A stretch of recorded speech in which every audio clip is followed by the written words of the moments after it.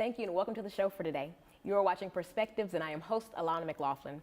This morning my guest is Kathryn Hoxie and she's here discussing her background, her education, kind of her early life experiences, her career, and ultimately the impact that she'd like to leave on Music City. And I'd like to thank you for just joining me this morning. I know that you're in a real transitional period in life right now. I don't know what you mean. What do you mean? But I want to talk about baby Kfhox years. I want you to tell me where you're from, kind of set up what that early childhood looked like, what you were into, and just what baby years looked like. Sure. So I was born and raised in East Greenwich, Rhode Island. That was where I spent my entire childhood. And I have been singing or making something into a commercial since basically I could make sound. Like every hairbrush, everything was, yeah, a song or a microphone, yeah. So like I just have always been passionate about music. I've always been passionate about entertaining. And I really think that a lot of the things that I went through in my childhood impacted that, because for me, creativity was my outlet to get through a lot of really hard things. My mother was mentally ill and my father was an alcoholic. So for me, music, creativity, art was my survival. And so that's kind of how it all started, was just as an outlet to help me feel better, help me survive.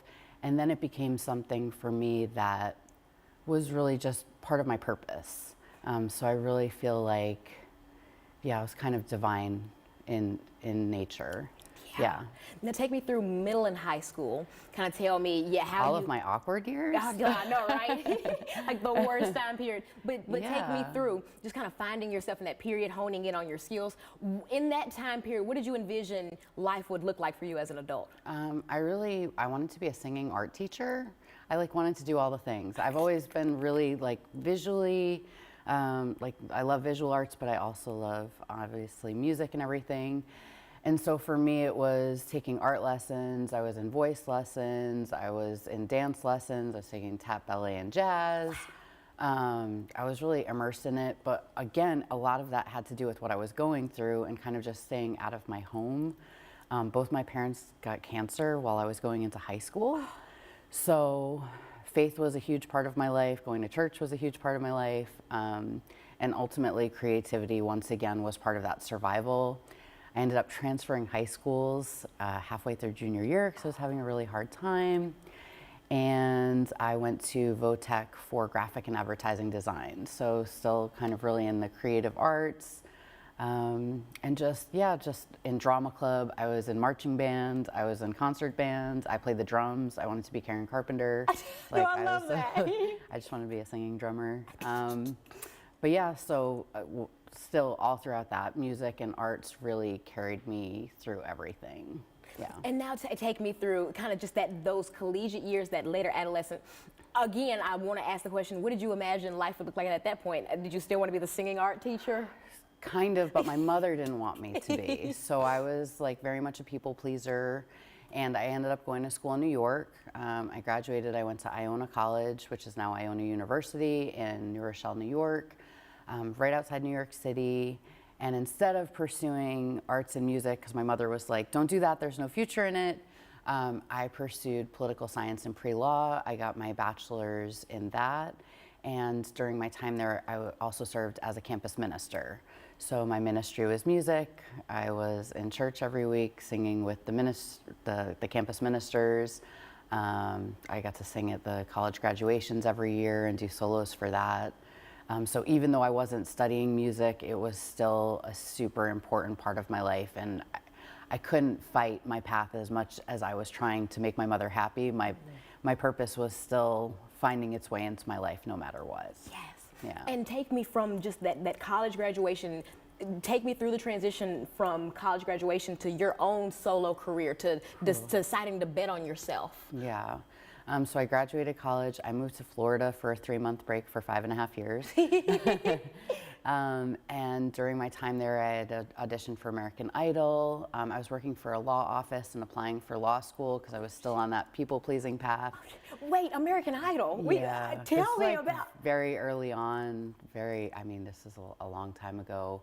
I was like one of those people that waited in the long line overnight for like 3 days at a time. And I never really wanted to do it, I'll be honest. I had a boss that I worked for that called the attorney I was working for and asked if I could go audition. And so he pulled me into his office and he was like, your old boss called and asked if she could bring you to this audition. I was like, okay. He's like, I'll let you go on one condition. I was like, okay. He's like, just, you have to sing for me. So I stood in his office and I sang for him. He's like, you gotta go. So I got in with him, but after 3 days of sleeping on concrete, you get like 30 seconds in front of the producers. Like, it's so anticlimactic once you finally get in front of them. And I changed my song a million times because then you hear other people singing the song that you were gonna sing, and it's like, oh, I can't sing that song anymore. In our second segment, we have to like continue this American Idol conversation, but it's actually a really good kind of setup for what life was gonna look like for you for the rest of your life. But seriously, God, we have to like finish talking about that. I encourage viewers to tune into the second segment of Perspectives, where Kathryn and I will return to discuss her background, her history, her career, and ultimately the impact that she'd like to leave on Nashville. Welcome to the second segment of the show for today. For viewers just tuning in, I am host Alana McLaughlin. You are watching Perspectives. This morning I have Kathryn Hoxie here discussing her background, her education, her history, and ultimately the impact that she'd like to leave on Nashville through her work. In our first segment, we set up Kathryn's early life. We set up just some of the educational and kind of transitional experiences that she had that shaped her. And we left off just talking early life, early career, one awesome experience being an American Idol audition. And we left off talking about that, but we're going to hop right back into just what life has looked like for you after college and now after American Idol and after like the kind of crash and burn of that whole thing. But tell me just further, I'd like to lead up to you coming down to Nashville, but tell me just where music took you. Once you began, I know you're still working in a law office at this point. Your background is in political science, but tell me how you slowly began to like bet on yourself and bet on this music thing. So I ultimately obviously did not make it to American Idol, and it was the most disappointing thing that I never wanted. And I didn't anticipate being so disappointed by something that someone else had wanted for me. And I struggled through that, but through that experience I ended up becoming a choir director at a Catholic church in Florida. Fast forward sometime, I ended up getting a job through Full Sail University in Florida, and through that job I was relocated back to New York. And I always made a promise to myself and to God that if I made my way back to New York, I would stop messing around and I would do music.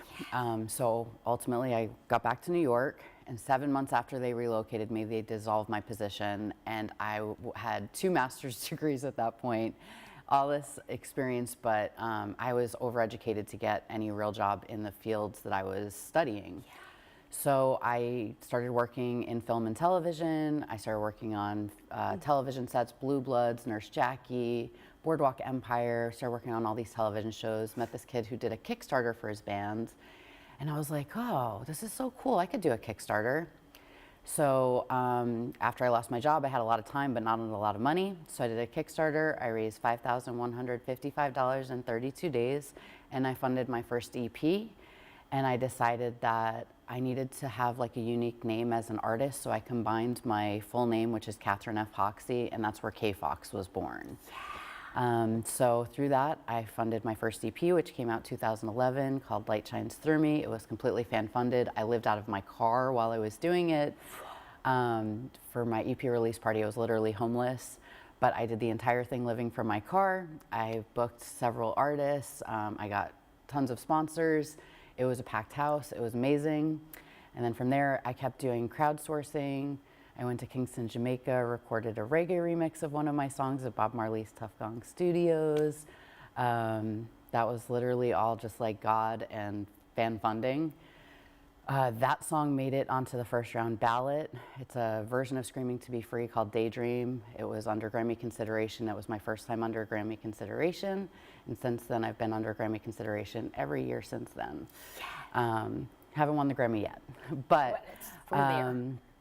but yeah, a lot of, pretty much everything I've done has been based in just having faith in myself and faith in my purpose, and trusting that the music will take me where I'm meant to go. Now, from New York, I have to ask, where did Nashville come into play? I did not plan on moving to Nashville. I had planned on moving to Austin, Texas. I had been performing at South by Southwest every year. I had a full band there. I had great friends. And so I fully planned on moving there. And the woman that helped raise me was like, I know you love Austin. Before you make that move, why don't you go check out Nashville? And after a week here that I kind of just last minute planned, I met with my brother's next door neighbor who is a retired hit songwriter here. But he wrote for country music, and he was like, you are not country, but you are very talented. You're a great songwriter. Yes. And if you want to do songwriting, Nashville is really the place to be. Yes. So in a matter of a week, I shifted a 3-year plan to move to Austin and ended up in Nashville, which is ultimately, obviously, where I still am, where I met my husband, where I am now having my first baby. It was a life-changing move, and again, it's just like a testament to trusting myself and trusting my purpose and trusting that the music will lead me to be exactly where I need to be. I know, my God, has it? I'm like over here like mouth agape, right, to kind of gather my thoughts. Tell me what you've experienced in the Nashville music scene, just personally. Yeah. Tell me, coming down here, what your expectations were and then what the reality was. Yeah, so I moved here Christmas Day of 2017 because Buddy Brock was my mentor that convinced me to move here. And he was like, don't come during the holidays. Nothing happens during the holidays. But I kind of finally just lost patience. So I moved here literally on Christmas Day 2017. And it was freezing. And right after I moved here, my mom got very, very sick. And so my first year here, I was back and forth to Rhode Island, and my mom passed away the first year that I moved here. During that time, I ended up working at the Grand Ole Opry. That's how I kind of like stayed connected to music. I wanted to learn more about country music, and my mom loved the Grand Ole Opry. So I got a job there doing backstage tours, and I was like slowly getting into the community. After my mom passed away was really when I took the full like kind of leap into the community. I made some more friends. I started going to the Monday night jam at Bourbon Street, which one of the musicians that I had met, Ping Rose, had told me about. He invited me there, and that is where I met my husband. That is where I made most of my friends that I've been friends with even now. It was the Bourbon Street Blues Jam literally changed my life, and they just celebrated their 10-year anniversary.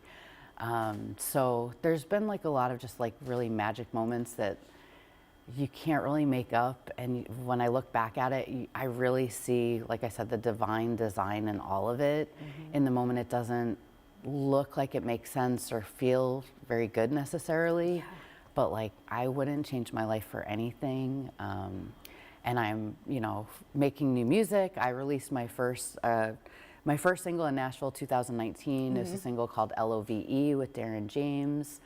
I released my third studio album called Love 360, February of 2020, and then a month later. In the midst of COVID?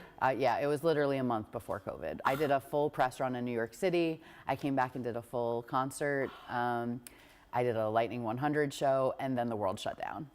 A month later. And I want to spend about the last minute of this segment talking, just as a creative, how the heck did you maintain sanity during the lockdown? I was with my husband, and we really lost our minds most of the time. But that's where he's a touring bass player. He got into production, so we started making music together.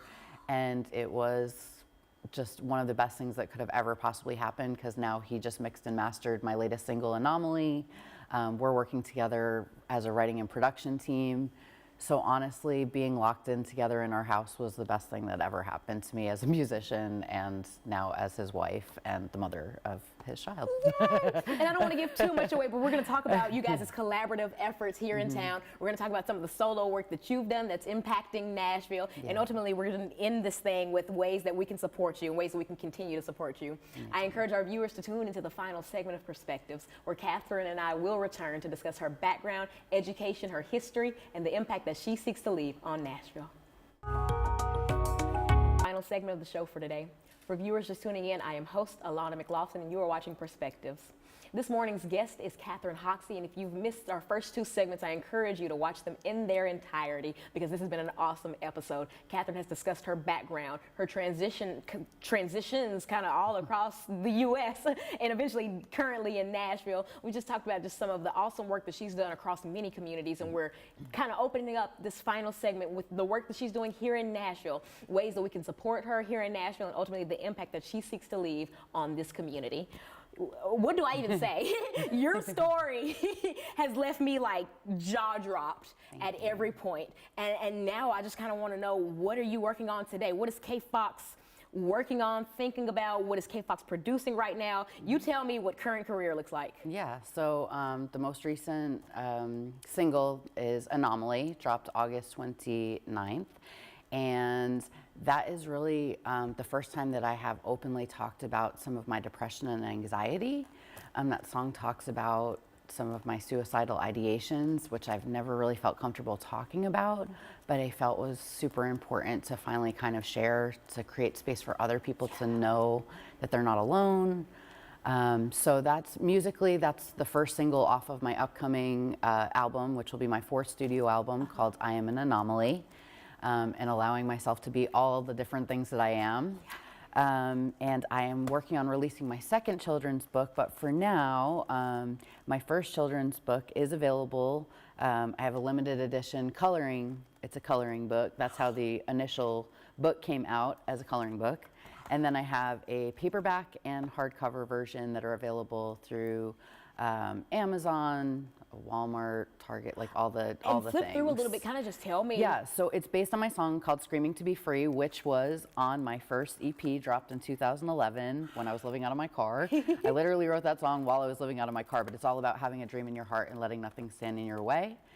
And so I did all the illustrations, and it's the lyrics of the song, so children can not only read along, but they can also sing along. Because I served as a program director at Boys and Girls Club, and I realized that kids interact with media all different ways, and you can color not only the pictures but also the words in the coloring book. And on the final page, it gives children an opportunity to draw a picture of their dream, because I really feel like when you can visualize it, how do you know where you're going if you don't know where you're going? So this is an opportunity for that. And if they email me the photo on the back, I will feature it on the Screaming to Be Free. There's an Instagram page for the children's book. Wow. So there's that. And I have another children's book completed that's all about a little girl learning how to play guitar. Because I realized in learning how to play guitar, you learn a lot of life lessons. Yeah. It's not really about the instrument, it's about like what you learn about yourself. So that's on the way. And then you were talking about Baby Kfhox. This is Baby Kfhox. This is Journey of a Gemini. This was my first studio album. Yeah. This is Love 360, which was the album that dropped right before COVID. And I don't have cover art yet for my new one because it's still being worked on, but the music is being mixed and mastered now. So new music on the way, new music just dropped. And as I'm, getting myself into motherhood and everything, finding the balance in all of that. So getting back on stage and figuring out how to hold a baby while holding a microphone. I have to ask, what's the impact that you'd like this work and these bodies of work to have on Nashville communities, with like kind of being so vulnerable and so open with the community? You're definitely showing that, like, I'm willing to talk, I'm willing to kind of share my story in an effort to encourage others, but I kind of want to hear in your own words what impact you'd like this to have. Honestly, it's been coming up a lot lately for me, is the message of like, it's not too late. Like, I've been kind of a late bloomer in almost all regards of my life. It felt like I didn't do things on the timeline that everyone else did it. So just sharing the fact that, like, no matter where you are in your journey, that you're right on time, and that your purpose will make a way for you, and that your purpose will open doors that even when it doesn't look possible or realistic or like it makes sense, that it makes sense for you and for who you are, and to trust that and to trust yourself.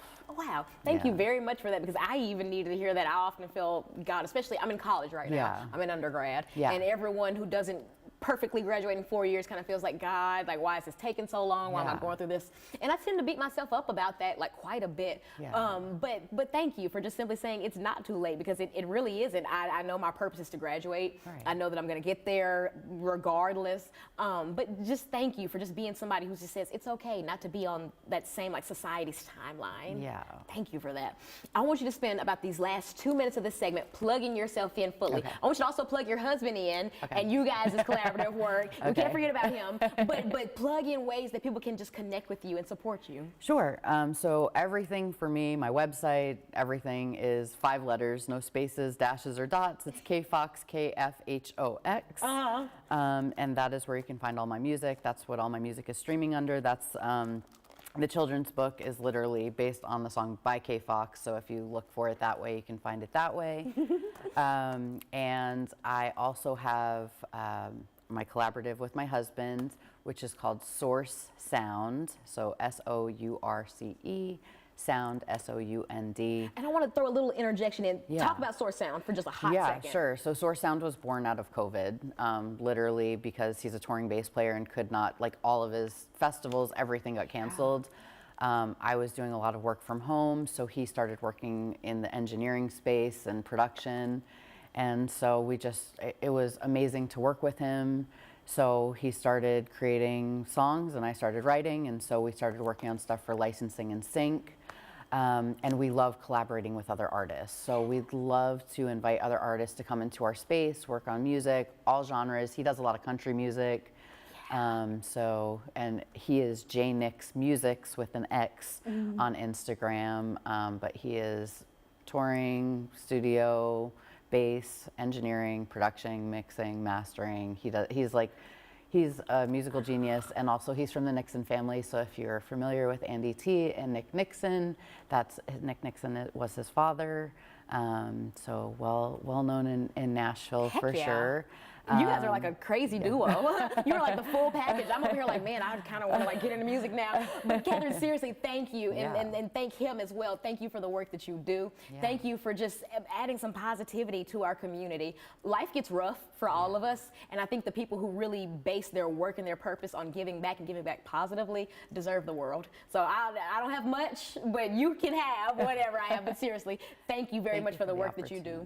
And to our viewers, thank you for the opportunity to just share one more perspective. Thank you for the opportunity to share the stories that matter most to Nashville. I wish you a good morning.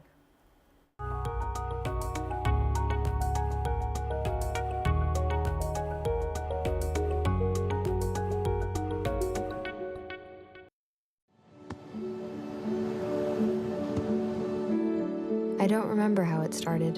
Go to that. Our back and forth. It always came back. Dad! You probably don't remember what you told me, That was perfect. but I heard every word.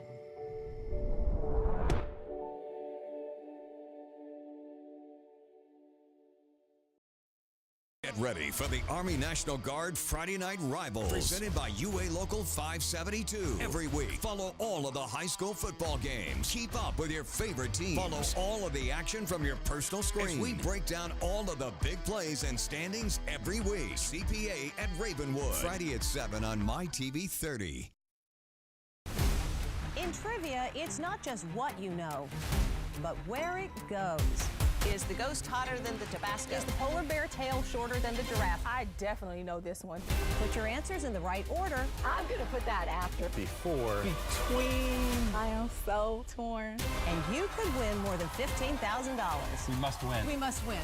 Think fast, play smart, make the perfect line. Watch The Perfect Line weekdays at 9:30 on CW Nashville.